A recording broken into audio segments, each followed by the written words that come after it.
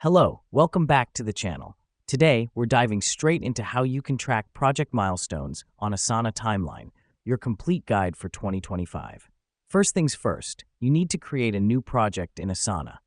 On the top right corner, click on the plus New button, then select Project. This step is crucial because it will serve as the foundation where we will embed all our project milestones. Now that we've done that, we need to set up our timeline. To do this, click on the Timeline tab. This helps us because the timeline provides a visual overview of the project flow, making it easier to track progress and deadlines. The next step is to add tasks.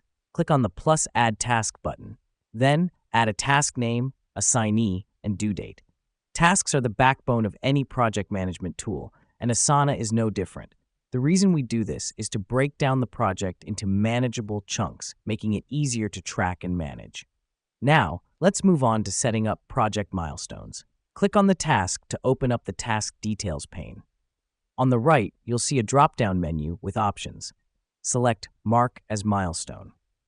This is an important step because milestones provide a clear way to track the progress of a project, and they give a sense of accomplishment when completed.